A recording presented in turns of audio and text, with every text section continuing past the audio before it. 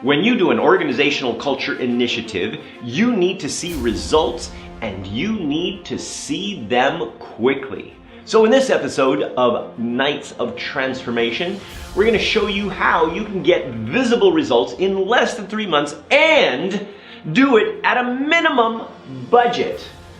This is Arthur Carmazzi, best-selling author and currently ranked as one of the world's top 10 thought leaders in organizational culture and leadership. And welcome to the Nights of Transformation.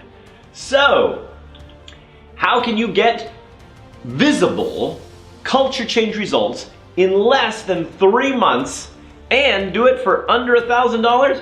Now let me just clarify. Under $1,000 basically means if you did nothing else at all, you could actually get visible culture results. Now, if you are running a culture initiative, it's also important to see the results you're getting and how much ROI you're actually getting on the culture initiative. So whether this is just something that you're going to be trying at a lower budget, or if it's something that you really are going full force on and you're doing an entire culture change initiative, okay, what I am going to be talking about today is definitely for you. So let's start with the basics. The first thing that you got to do is understand the basic levels of culture evolution. Where is your culture? So, by understanding the levels, you understand the journey. And by understanding the journey, well, you will also understand part of the destination and the starting point. And those are very important factors when you're going on a journey. Where are you starting? Where are you gonna go? I mean, really. So, let's kind of look a little bit about what those are. The blame culture, basically, there's no trust. Okay? People are not innovating. People are not really achieving things by themselves. They're waiting for people to kind of tell them what to do. And well, basically, it's the most dysfunctional organizational culture that you can get. Now, the next one, the multi-directional culture, this is where people are on different directions. Each department has their own agendas and, well, you more or less have silos because they're not really cooperating very much. And so therefore, the overall organization does not benefit as much as it could. The live and let live culture. Basically, it's like, hey, we're okay, we're making money. I mean, come on, don't worry about it. It's okay. We come to work, we go home.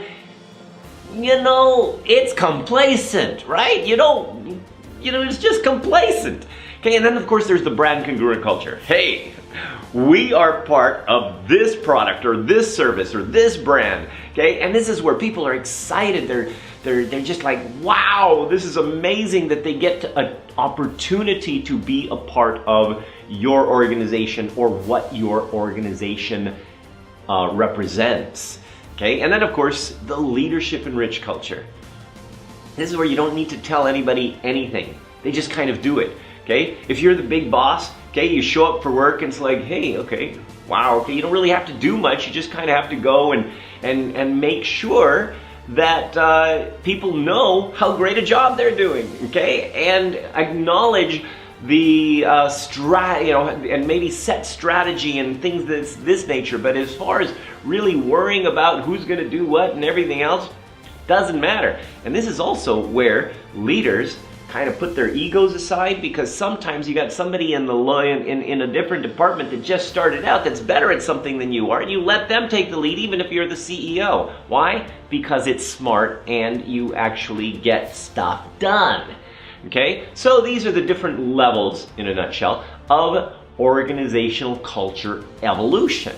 So, how do we start? We got a benchmark. Okay, benchmark is the key, and of course we use the culture evolution evaluation to benchmark where our culture is. So you go over to cultureevolution.com and you take the test. And you can, depending on the size of your company, you want to make sure you get a good sample. So the sample is going to be senior management, it's going to be middle management, and for that matter, everybody below middle management, supervisors and below.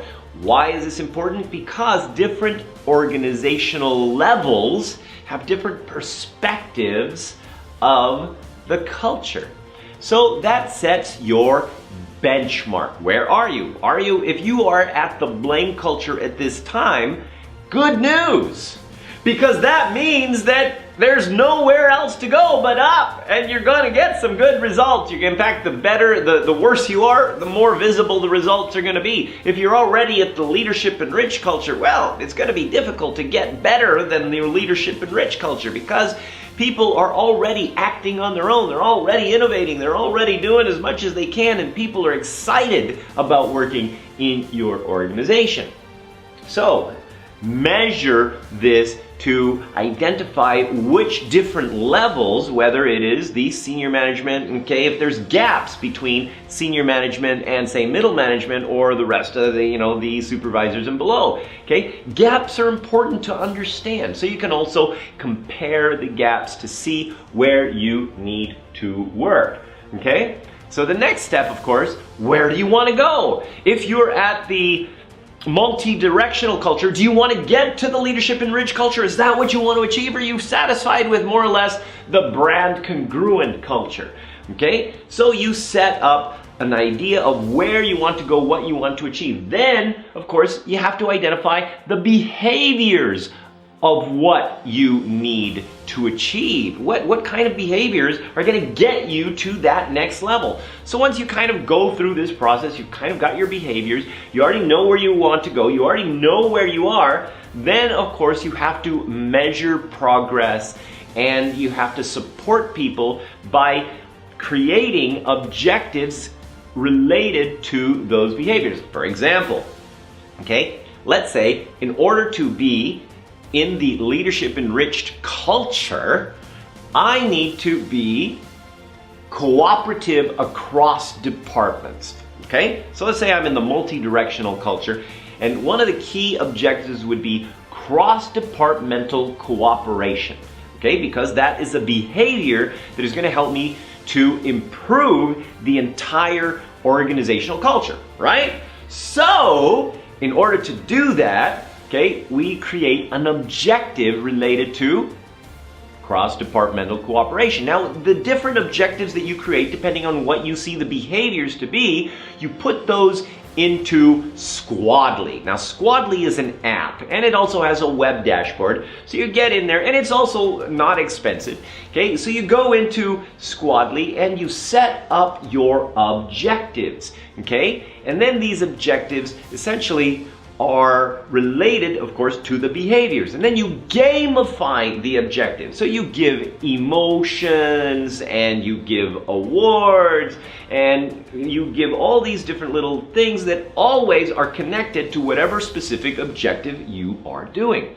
So, for more information on Squadly, because this video is not about Squadly, please go to squadly.com, and squadly.com is spelled with an L-I, not an L-Y.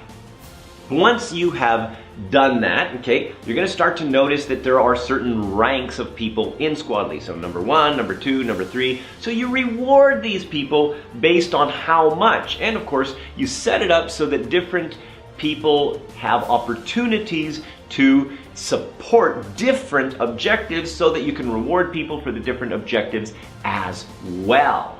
Now, as this progresses, you are going to see that people are actually taking action and behaving in certain ways that are going to support that greater culture. And as those behaviors become more apparent, you'll start to see them in the Squadly app, because it's got this whole graph thing that shows you what's going on. And then you take the test again, the culture test again. And that usually is going to take about a couple months, maybe 2-3 months, okay? And you're going to see now how evolved you are. And of course, once you've evolved to a certain point, or even if it's just a little bit, it's like, wow, look at this. Then of course, the best thing to do is celebrate. You show everybody how they have supported the culture evolution. So, once you've done that, essentially, you just repeat the process once again. You've got one benchmark from the very beginning. Now you compare it to the new test that you've taken. Okay, you've done this through Squadly to support the behaviors. Now you keep doing it until eventually you get to the culture level that you are looking at. So, when you are achieving higher levels of culture, of course, what does that do? It gives you more productivity, more engagement, more excitement. Everybody wins. The organization wins, the people win, and of course, everybody likes a workplace that's nice and fun to go to, where people feel valuable, productive, and they have a purpose. This is Arthur Carmazzi inviting you to try the Culture Evolution Evaluation at cultureevolution.com and wishing you great success.